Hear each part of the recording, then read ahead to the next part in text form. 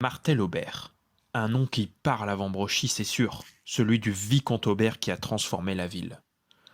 Né à Mons en 1783, il s'installe à Vambrochy en 1810. Et pas n'importe où, dans le magnifique château de Robertsart aux côtés de son épouse, Alexandrine de Robertsart. Ce bonapartiste est celui qui a le plus longtemps été élu maire dans la ville. Ses mandats sont divisés en deux, avec 16 ans entre les deux mandats. Peut-être le temps de préparer de nouveaux projets, si grandioses pour le village.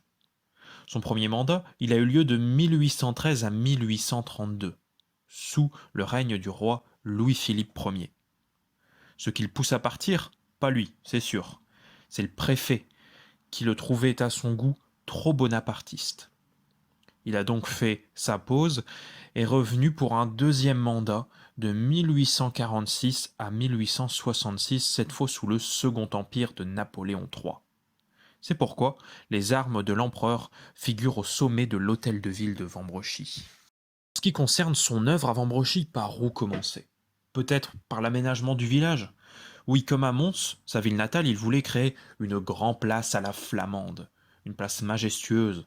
Il a donc demandé à déplacer le cimetière qui était alors autour de l'ancienne église. Il a créé ensuite la grande place. L'église Halle, qui était au centre, devenait trop petite pour recevoir tous les fidèles. Mais pour lui, il suffit d'en construire une nouvelle. C'est pourquoi il a demandé à construire une église plus grandiose qui ferait la fierté du village par sa grandeur. Et il la veut au dernier style à la mode, le néo-gothique. Il fait donc appel au grand architecte spécialiste de ce style dans le Nord, Charles Leroy, aussi en charge du chantier de la cathédrale Notre-Dame de la Treille de Lille. Tout, sur l'église à l'intérieur comme à l'extérieur, rappellera le gothique médiéval. Les services de la mairie sont à l'époque à l'étroit. Il faut donc un nouvel hôtel de ville qui placera aussi le village au rang des grandes communes du secteur qui ont toutes un immense hôtel de ville. Il fait donc appel à l'architecte Charles Maillard, celui qui a réalisé l'hôtel de ville de Tourcoing.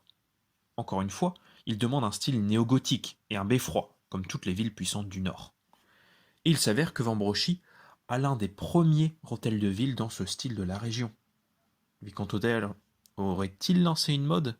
Ce qui est sûr, c'est que la salle du conseil est à l'époque à l'étage, la salle des mariages en bas, et le bureau du maire donne sur la place. Martel-Aubert finance aussi l'hospice, là aussi un des premiers du Nord. Il souhaite aider les plus démunis et instaure la gratuité de l'enseignement et va aussi déployer l'empierrement des chemins du village. Il laisse une trace durable dans la ville de Vambrochy. Ces armes sont utilisées par la commune jusque dans les années 1970.